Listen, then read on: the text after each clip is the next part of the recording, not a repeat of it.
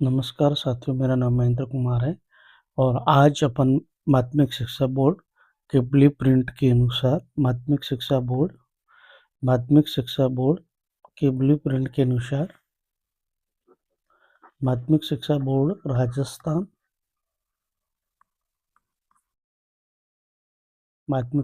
राजस्थान अजमेर ने जो ब्लूप्रिंट जारी की है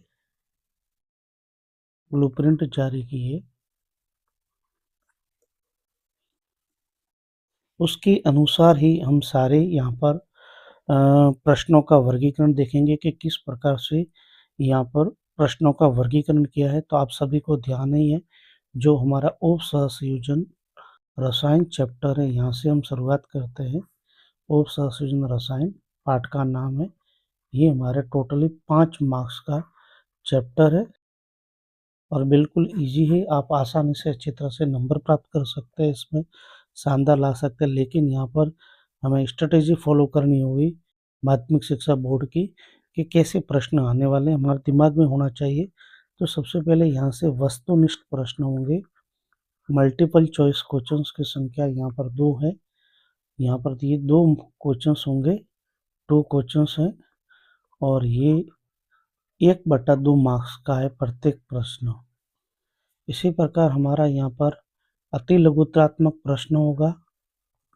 यहाँ पर अति लघुत्तरात्मक प्रश्न की संख्या 1 है, 1 क्वेश्चंस, और ये हमारे 1 मार्क्स का है।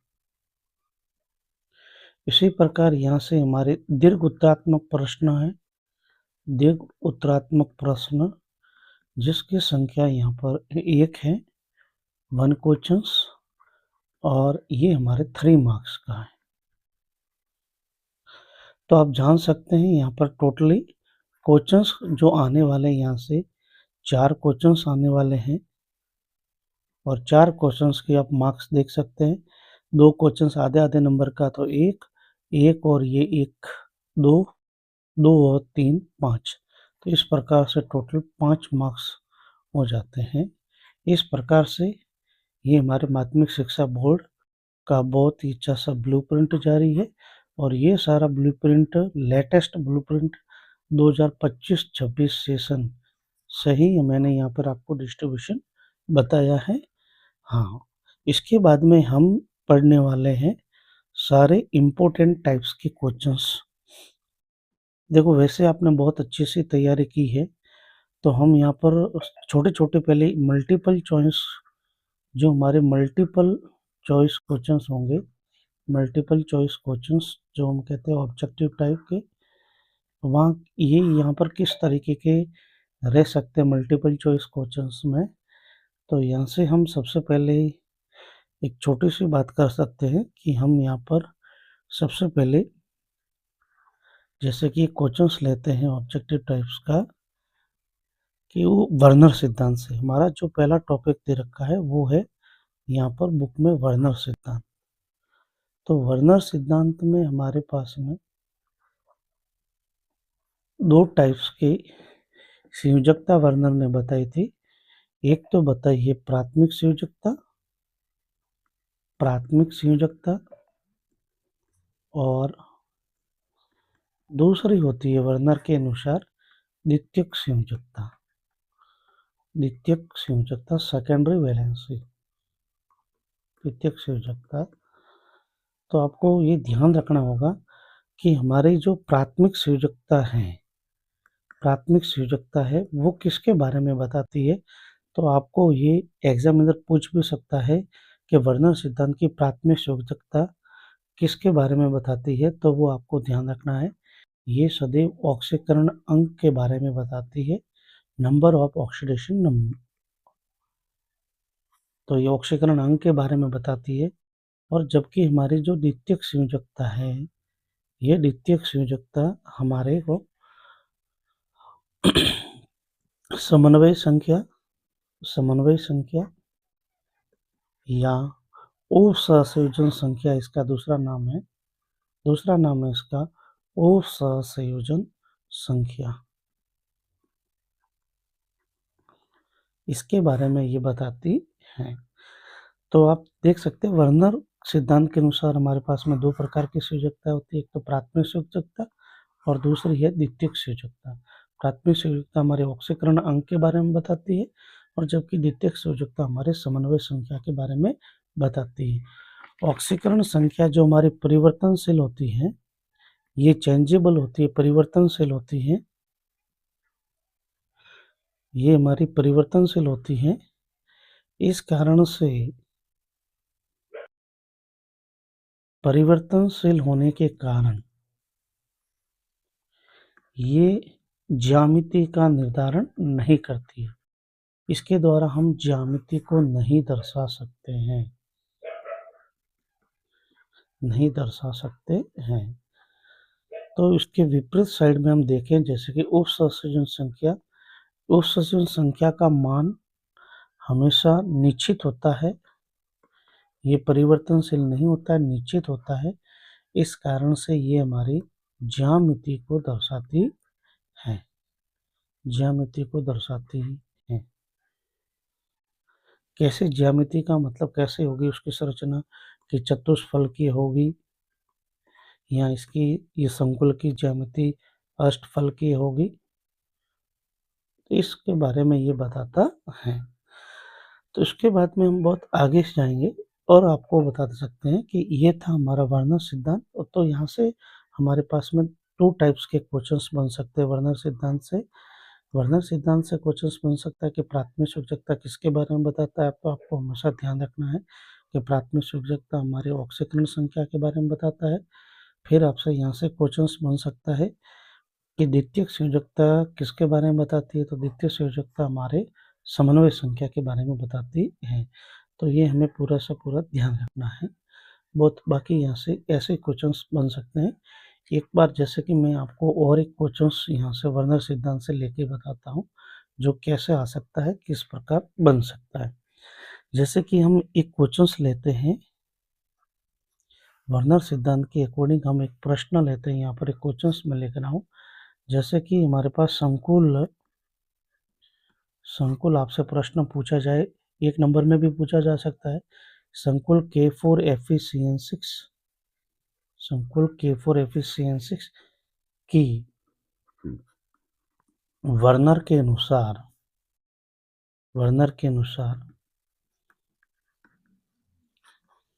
प्राथमिक व द्वितीयक, प्राइमरी एंड सेकेंडरी वैलेंसी, प्राथमिक व द्वितीयक संयोजकता लिखी, प्राथमिक व द्वितीयक संयोजकता लिखी। तो आप बहुत अच्छी तरह से ये आपके 1 नंबर के क्वेश्चंस में बन सकता है, ऐसे सवाल माध्यमिक शिक्षा बोर्ड में बन सकते हैं। तो ध्यान दो, प्राथमिक संयोजकता, यदि प्राथमिक संयोजकता अभी भी आपको बताया है कि हमें प्राथमिक संयोजकता कौन बताता है, तो हमें पता है प्राथमिक संयोजकता ज्ञात करने के लिए मैं पूरा लिख देता हूँ। प्राथमिक संयोजकता के बारे में क्या होता है, वर्नर के अनुसार प्राथमिक संख्या ज्ञात करने के लिए संकुल में हमें ऑक्सीकरण अंक ज्ञात करना पड़ेगा। जैसे कि हम ऑक्सीकरण अंक ज्ञात कर सकते हैं। ऑक्सीकरण अंक हमारे पास में जो संकुल है उसका नाम था हमारे पास में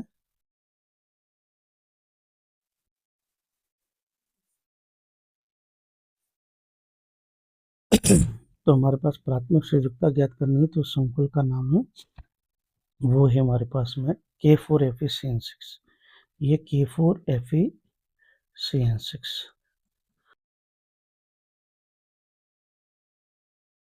तो आप सभी को पता है मेथड से इसका ऑक्सीडेशन नंबर निकाल सकते हैं। मेथड से कैसे निकालेंगे, जैसे कि सबसे पहले हमारे यहाँ पर 4 पोटेशियम आयन लिखे हुए हैं, 4 यहाँ पर ये पोटेशियम आयन है, और पोटेशियम आयन की जो संयोजकता होती है वो +1 होती है, उसको हमने कोष्टक में लिख दिया। फिर प्लस, हमेशा हमें जो हमारा ऑक्सीकरण अंक निकलता है वो सदैव केंद्रीय परमाणु का निकलता है। तो ये हमारा केंद्रीय परमाणु है और केंद्रीय परमाणु को हम X मानते हैं। और फिर हमारे पास में अगला जो है यहाँ पर साइनाइड की संख्या 6 है और साइनाइड पर आवेश हमारा 1 होता है। ऑक्सीकरण संख्या निकालते समय हमें ध्यान रखना है कि यहाँ पर कोई आवेश होता है तो उस आवेश के बराबर नहीं, यदि नहीं आवेश होता है तो हमें टोटली शून्य के बराबर लेना है। तो हम आप ज्ञात कर सकते हैं। तो हमारे पास में 4 प्लस एक्स माइनस का 6 बराबर 0। तो यहाँ पर हमारा x बराबर आ जाएगा प्लस का 2। तो ये हमारा ऑक्सीडेशन नंबर आ गया। ये हमारा ऑक्सीडेशन नंबर आ गया है। तो आप ऐसे इसका ऑक्सीडेशन नंबर निकाल सकते हैं। तो आपको फिर कह सकता है कि प्राथमिक संयोजकता क्या होगी।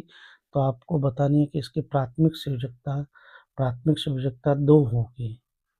फिर इसी प्रश्न में यदि आपको कहे कि इसकी द्वितीयक संयोजकता क्या होगी, तो हमें द्वितीयक संयोजकता निकालनी है इसकी। सेकंड द्वितीयक संयोजकता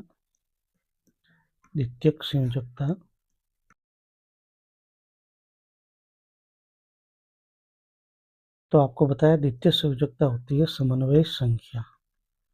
समन्वय संख्या या इसका दूसरा नाम है उप सहसंयोजन संख्या, कोऑर्डिनेट नंबर।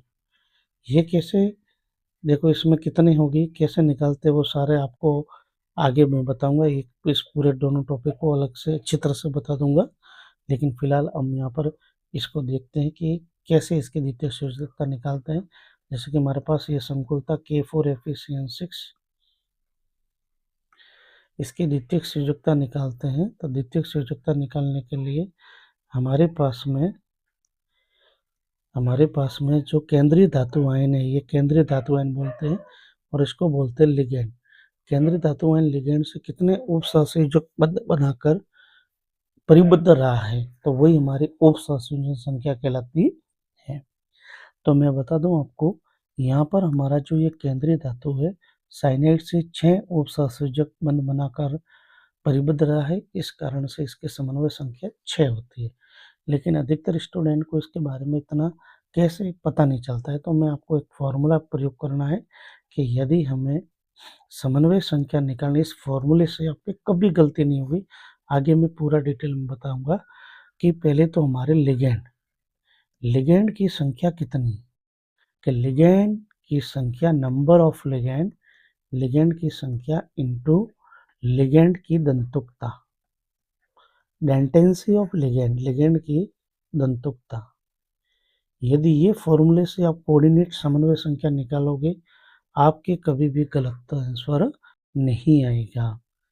तो हम यहाँ पर जैसे कि प्रयोग करते हैं, हमारा K4FeCN6 में लिगेंड होते हैं, वो साइनाइड है। इस Fe से 6 जुड़े होते हैं, उसकी दंतुकता होगी 6, सॉरी इसकी लिगेंड की संख्या होगी 6 और लिगेंड की दंतुकता, ये CN पर 1 माइनस का चार्ज होता है। इसका मतलब ये हुआ कि इसमें एक दाता परमाणु है, मतलब वो नाइट्रोजन है, हो सकता है कार्बन भी हो सकता है।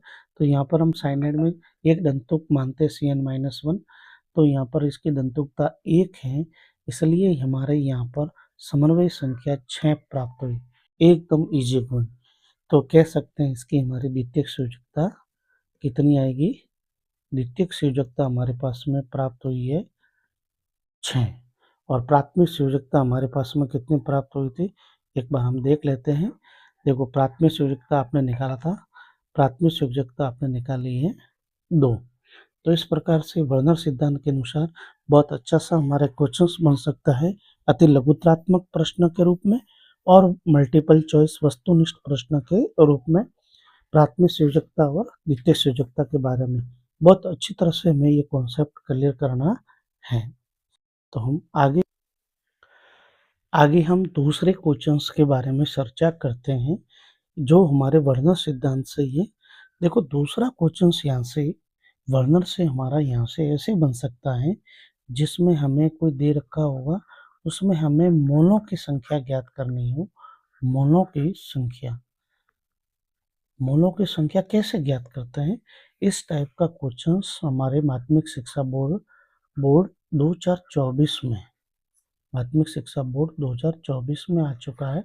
और वो क्वेश्चंस क्या आया था वो मैं आपको पूरी तरह से इसको लिख के बता देता हूँ। जो क्वेश्चंस था हमारे पास में, जैसे कि ये क्वेश्चंस था 2024 में आया, कैसे ऑब्जेक्टिव टाइप्स का क्वेश्चंस आया, तो मैं यहाँ पे बता देता हूँ। एक मोल COCl3 1 मोल COCl3 डॉट 5NH3 विलयन में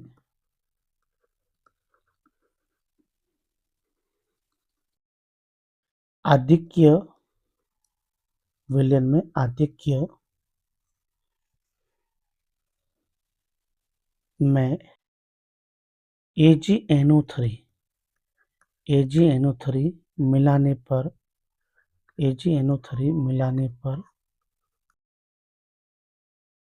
पर अवक्षेपित AgCl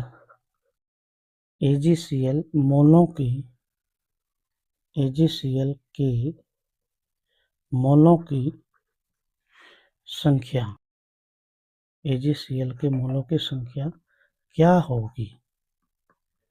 तो हमारे इस टाइप्स का क्वेश्चंस बन सकता है वापस।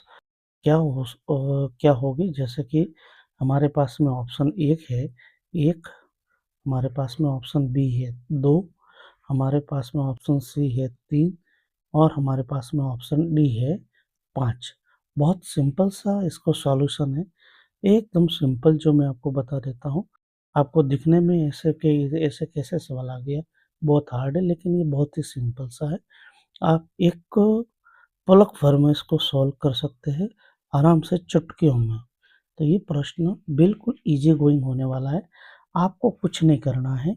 ये जो है हमारे पास में ये जो संकुल दे रखा है, इसको सेट करना है। आप सभी ने पढ़ा ही होगा कि संकुल जो हमारे होते हैं वो ऐसे गुरु कोष्ठक में होता है। तो गुरु कोष्ठक में सबसे पहले हमारे यहाँ पर इस पोजीशन पर हमारा केंद्रीय परमाणु होता है। तो आप देखो यहाँ पर हमारा ये केंद्रीय परमाणु, और आपको सबको पता होगा कि केंद्रीय परमाणु क्या होता है यहाँ पर। तो मैं आपको बता देता हूँ इसमें से केंद्रीय परमाणु किसे लेना है। कोई कह सकता है कि सर हम Cl को लें या NH3 को लें या CO को लें।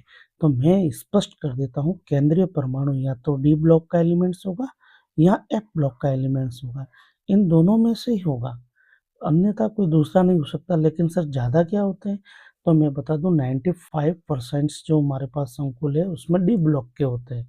यदि इसके बाद में 5% में हमारे एफ ब्लॉक के मिलते हैं, तो इस बात को ध्यान दो। अब यहाँ पर देखो Cl और NH3 में डी ब्लॉक का एलिमेंट्स कौन है, कि कोबाल्ट है। तो हमारा केंद्रीय धातु आयन कोबाल्ट हो गया। इसके बाद में हमें इसको, जैसे कि हमारे पास 5 और 3 8 हो रहे हैं, तो 8 तो समन्वय संख्या होती नहीं है। मैक्सिमम हमारे पास में समन्वय संख्या या तो 6 हो सकती है या हमारे 4 हो सकती है या 5 भी हो सकती है। लेकिन यहाँ पर हम 6 समन्वय संख्या के रूप में सेट करते हैं। तो 6 समन्वय संख्या के रूप में सेट करेंगे, तो जैसे कि कैसे करेंगे समन्वय संख्या 6 के रूप में, तो हमारे पास में यहाँ पर दूसरा लिगेंड जो हेमिन है उसकी संख्या हमारे पास में यहाँ 5 दे रखी है, तो NH3 5 कर दिया। अब समन्वय संख्या 6 होने के लिए कितने यहाँ पर क्लोरीन की आवश्यकता है, 3 में से आप कहोगे सर 5 तो एमिन आ गए और 1 क्लोरीन की आवश्यकता है, तो हमने 1 क्लोरीन को ले लिया। और समन्वय संख्या पूरी होने के बाद में हमारा जो यहाँ पर होगा 1 क्लोरीन क्या चला जाएगा यहाँ पर बाहर। तो देखो आप सभी को पता चला कि समन्वय संख्या 6 हो गई, 5 एमीन और 1 क्लोरीन, तो टोटल 6 हो गई इसकी समन्वय संख्या। इस गुरु कोष्ठक के बाहर आप जितने आयन देखते हैं वो उतने ही मोल देता है। यहाँ पर ये मोल है, तो आप देखो यहाँ पर Cl की संख्या 1 है, तो हमारा टोटली यहाँ पर कितना मोल प्राप्त होगा, 1 मोल प्राप्त होगा या 2 मोल प्राप्त होगा, कितना मोल प्राप्त होगा। तो मैं बता देता हूँ, यहाँ पर हमारे एक बार चेक करो इसको, Cl3 का आपने समन्वय संख्या 6 होने के लिए यहाँ पर 5 लिया, 1 Cl लिया, तो आपके यहाँ पर क्लोरीन कितनी संख्या कितनी हो गई, 2, 2 और 1 3, तभी तो 3 होंगे। तो हमारे पास में यहाँ पर कौन सा ऑप्शन सही है, तो हमारे पास में मोल कितने प्राप्त होंगे, कितने इस गुरु कोष्ठक के बाहर हमारे आयन है, 2 आयन है। तो Cl के 2 आयन है, तो ये हमारे 2 मोल होंगे। तो यहाँ पर ये हमारे 2 मोल्स आंसर सही होगा, यहाँ पर हमारा बी ऑप्शन सही है। इस तरीके से आप मोलों की संख्या ज्ञात कर सकते हैं। मैं बिना टाइम गँवाए हुए सुपर फ़ास्ट की सीरीज़ में चल रहा हूँ। जैसा कि हमने बताया था कि यहाँ पर इम्पोर्टेंट सीरीज़ चलाएँगे और आगे इम्पोर्टेंट की श्रृंखला में मैं आपको लेता हूँ, जैसे कि यहाँ पर सबसे पहला जो टॉपिक रहता हूँ, वर्नर के बाद में हम यहाँ पर एक ले लेते हैं। नेक्स्ट टॉपिक है जो हमारा महत्वपूर्ण है और यहाँ से भी ऑब्जेक्टिव माध्यमिक शिक्षा बोर्ड के कई बार बने हुए हैं, तो वो है हमारा उप सहसंयोजन संख्या। उप सहसंयोजन संख्या को बहुत फास्ट रिवीजन करेंगे और जल्दी से इसको बहुत करेक्ट तैयार कर लेंगे और ताकि कभी कोई गलती नहीं हो। उपसर्जन संख्या ज्ञात करने का, जैसे कि मैंने वर्नर सिद्धांत में बताया है, उपसर्जन संख्या यदि आपको सही तरीके से ज्ञात करनी है तो ये फॉर्मूला याद रखना है। आप कहोगे कि सर ये फॉर्मूला हमारे बुक में कहाँ लिखा हुआ है, एनसीईआरटी बुक में? ये कहीं पर भी फॉर्मूला नहीं लिखा हुआ है। ये मैंने मेरे अनुभव से तैयार किया है। जो क्या है? लिगैंड की दंतुकता, डेंटेंसी ऑफ लिगैंड, लिगैंड की दंतुकता इनटू लिगैंड की संख्या, इनटू लिगैंड की संख्या से आप मल्टीप्लाई करोगे तो आपको उप सहसंयोजन संख्या का पता चल जाएगा। जैसे कि सर हमें कैसे पता चलेगा? तो हम लगातार एग्जाम्पल ले लेते हैं। जैसे कि एग्जाम्पल लेते हैं फर्स्ट, बिल्कुल सिंपल सा एग्जाम्पल लेते हैं कि उपसर्जन संख्या क्या होती है। एक बार मैं परिभाषा भी बता देता हूँ, ये तो संख्या ज्ञात कर लेते हैं। तो चलो मैं एक बार परिभाषा बताता हूँ उपसर्जन संख्या कि ये है हमारे पास में एक सिंपल सा यौगिक K4FeCN6। मैं इसी को सिंपल सा को आपको बता देता हूँ ताकि आपके जल्दी से कवर हो जाए। तो उपसर्जन संख्या की क्या परिभाषा होती है? देखो बोर्ड परिभाषा भी पूछता है तो आपको ध्यान रखना है यहाँ से। तो संकुल यौगिकों में केंद्रीय धातु हैं। संकुल यौगिक है, ये हमारा गुरु कोष्ठक में लिखे हुए होते हैं तो वो हमारा संकुल यौगिक है।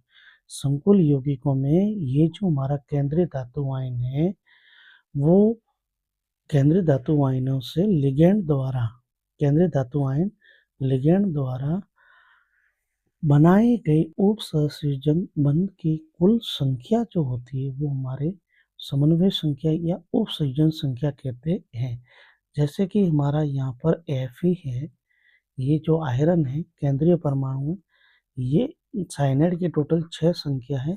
तो 6 साइनाइड हमारा, ये 6 साइनाइड 1 2 3, ये 4, ये 5 और ये 6। तो 6 उप सहसंयोजक बंध हैं। यहाँ पर टोटल कितने उप सहसंयोजक बंध हैं? तो आप कहेंगे कि सर उप सहसंयोजक बंध की संख्या हमारे पास में 6 है, इसलिए इसकी समन्वय संख्या या उपसर्जन संख्या पे कितनी होगी? 6 होगी। लेकिन हमारे पास में इतना थोड़े टाइम होता है कि हम इसको ऐसे ज्ञात कर सकते हैं, लेकिन इसको अच्छी तरह से समझना ज़रूरी है। बस आप तो क्या करो, हमारे फॉर्मूले को अच्छी तरह से लागू कर लो। हमारा फॉर्मूला था लिगैंड की दंतुकता। तो एक तो आपको यहाँ पर बहुत अच्छी तरह से लिगैंडों के प्रकारों के बारे में पता होना चाहिए कि एक दंतुक लिगैंड के कौन से उदाहरण हैं, द्विदंतों के कौन से उदाहरण हैं, बहुदंतों के कौन से उदाहरण हैं। तो वो हमें लिगैंडों के टाइप्स की जानकारी होनी चाहिए। तो मैं यहाँ पर समन्वय संख्या निकालूँ, तो समन्वय संख्या निकालने के लिए हमें केंद्रीय परमाणु से साइनाइड जो लिगैंड की संख्या है साइनाइड, उसकी संख्या 6 है और लिगैंड की दंतुकता डेंटेंसी 1 होती है। इसलिए हमारी समन्वय संख्या या उप सहसंयोजक संख्या कितनी प्राप्त होगी? 6 प्राप्त होगी। जैसे कि मैं नेक्स्ट एग्जांपल यहाँ पर लेता हूँ, अगला एग्जांपल लेता हूँ, आपको बता दूँ। जैसे कि दूसरा एग्जांपल है FeOX, FeOX -3। इसमें आपको पूछे कि समन्वय संख्या क्या होगी? समन्वय संख्या या उप सहसंयोजक संख्या क्या होगी, बात एक ही होती है। तो मैंने आपको बताया OX है हमारा, OX का मतलब होता है ऑक्सलेट C2O4 2 माइनस। कहने का मतलब ये हमारा द्विदंतुक लिगेंड है, ये हमारा द्विदंतुक लिगेंड है। इसकी 2 डेंटेंसी होती है, द्विदंतुक लिगेंड है। और यहाँ पर इसकी जो संख्या है, इस द्विदंतुक लिगेंड की संख्या टोटली कितनी है, 3। तो मैंने मेरे द्वारा बनाया हुआ फॉर्मूला जो आपको मैं बता रहा हूँ कि समन्वय संख्या ज्ञात करने के लिए लिगेंड की संख्या कितनी है, यहाँ पर हमारा जो ऑक्जेलेट आयन है उसकी संख्या है 3 इंटू ये कौन सा दंतुक लिगेंड है, तो ये डाइडेंटेट है, द्विदंतुक है, तो ये 2, 3 इंटू 2 का गुणा करेंगे तो हमारे पास में टोटल आंसर आएगा 6। तो ये इसकी समन्वय संख्या या उत्सर्जन संख्या कितनी हो जाएगी, 6। जैसे कि हम नेक्स्ट एग्जांपल लेते हैं तीसरा, हमारा अगला एग्जांपल है थर्ड, और थर्ड एग्जांपल है जैसे कि ये COCl2 EN2। इसमें भी आपको दंतुकता बतानी है, सॉरी उत्सर्जन संख्या या समन्वय संख्या बतानी है। तो आपको पता है Cl हमारा एक दंतुक है लिगेंड है और En हमारा द्विदंतुक लिगेंड है, द्विदंतुक लिगेंड है।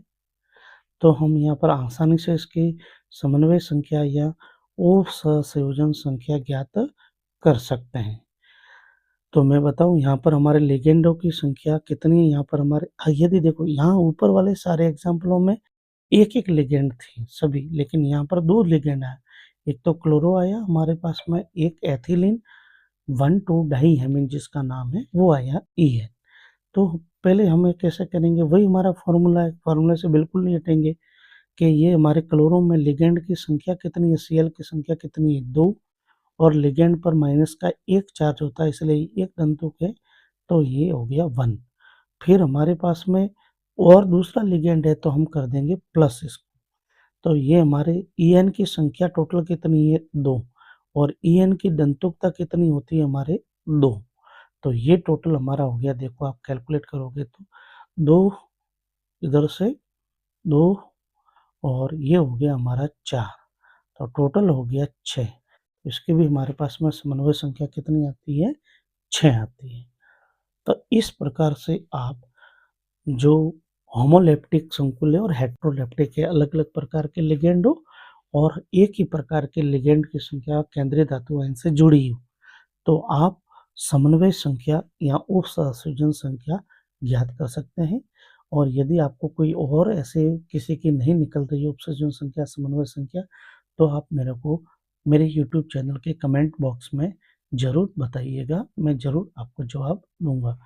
नेक्स्ट जो हमारे हैं यहाँ पे वो है, अगला हम आपको बता देते हैं ऑक्सीडेशन नंबर। उपसंयोजक यौगिकों में हमारा जो टॉपिक है अगला, उपसंयोजक उपसंयोजक यौगिकों में, उपसंयोजक यौगिकों में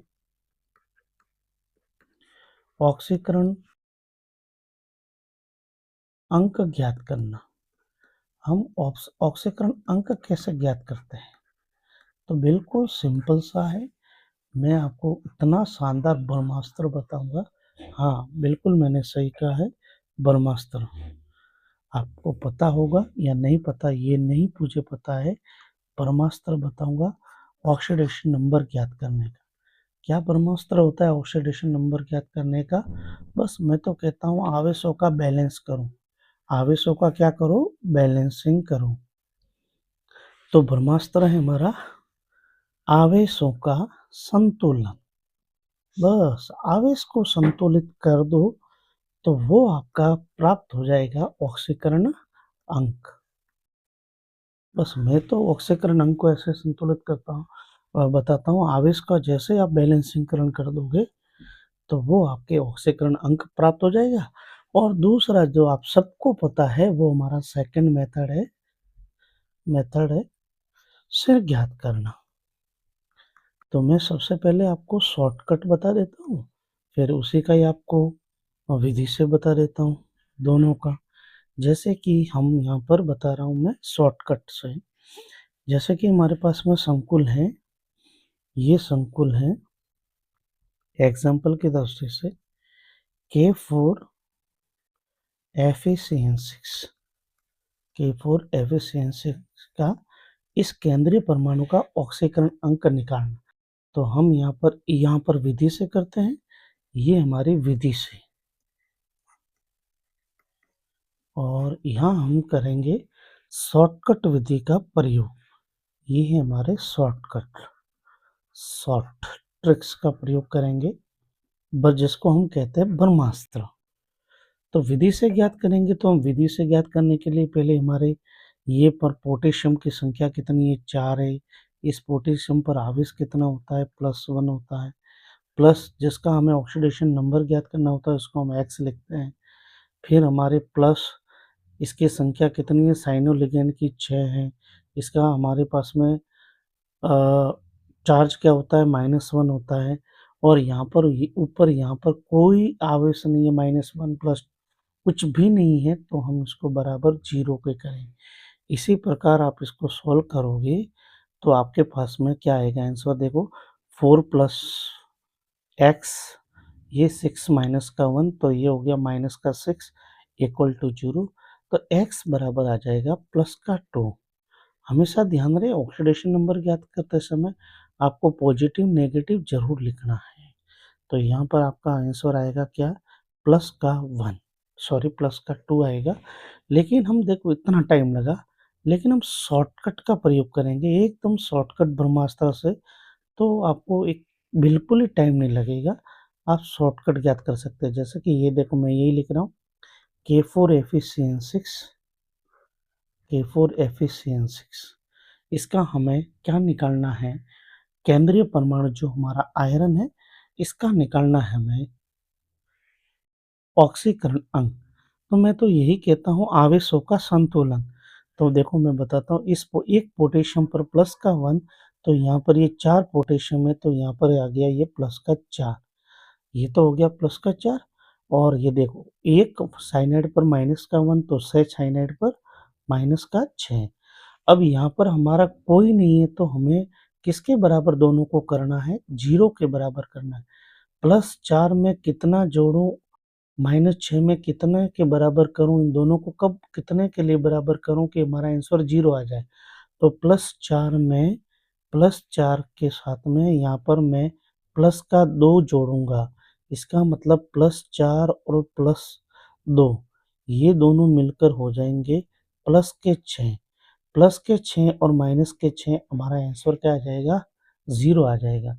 तो कहने का मतलब है ये प्लस के 4, यहाँ पर ये माइनस के 6, इसको बैलेंस करना है, तो हमारे को यहाँ पर +2 लिखना पड़ेगा। तभी ये प्लस के 4 और ये प्लस के 2 मिलकर हो जाएंगे प्लस के 6, और माइनस के 6 इक्वल टू 0। कहने का मतलब है अब बैलेंस आपका कितना आया, यहाँ पर संतुलित करते समय बैलेंस कर 0 लाने के लिए +2 आया। तो अब हमारा यहाँ पर +2, इसका क्या होगा, ऑक्सीडेशन नंबर होगा। एकदम शॉर्टकट ऐसे विधि का प्रयोग कर सकते हैं आप। इसी प्रकार आप कहोगे कि सर आपने यहाँ पर प्रयोग किया है, तो मैं आपको बता दूं कि हम एक और ऐसा सा एग्जांपल ले सकते हैं जिसका हम बहुत सुपर फास्ट तरीके से क्या निकाल सकते हैं, ऑक्सीडेशन नंबर निकाल सकते हैं बिना देरी किए हुए। तो मैं बताता हूँ, देखो ध्यान से। जैसे कि हमारे पास में है नेक्स्ट क्वेश्चंस, एग्जांपल लेते हैं विशेष। एक विशेष हमें ध्यान रखना है, विशेष विशेष क्या ध्यान रखना है कि जैसे कि हमारे पास में ये है NiCO4 और ये हमारे उदासीन हैं। तो यहाँ तो आपको पता है कि X+4 और ये हमारा 0 हो गया, तो बराबर 0, तो x बराबर क्या आएगा हमारा यहाँ पर 0। तो कार्बोनिल का जो हमारा कार्बोनिल है, ये उदासीन होने के कारण इसका ऑक्सीडेशन नंबर हमारा क्या प्राप्त हुआ है, 0। तो इसका भी ध्यान रखना है। नेक्स्ट हम एक एग्जांपल लेते हैं, जैसे कि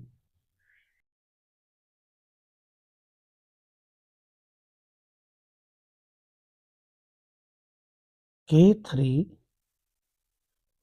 K3CrC2O4 हम इसको करके बताते हैं कि इसका क्या है आंसर आने वाला है। तो बिल्कुल इसको करके देखते हैं क्या आंसर आने वाला है। पहले शॉर्टकट से तो कोई एक पोटेशियम पर प्लस का एक, तो 3 पोटेशियम पर प्लस का 3, हमें इसका ज्ञात करना है तो भी रुकना पड़ेगा।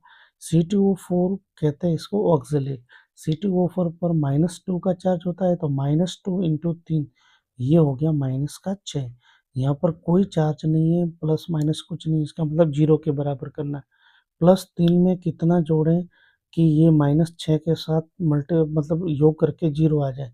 तो आपको पता है +3 के साथ में यहाँ पर हम +3 ऐड करेंगे तो +3 और +3 ये हो जाएंगे प्लस के 6 और ये होंगे माइनस के 6, तो ऐसे दोनों कट करके 0 हो जाएंगे।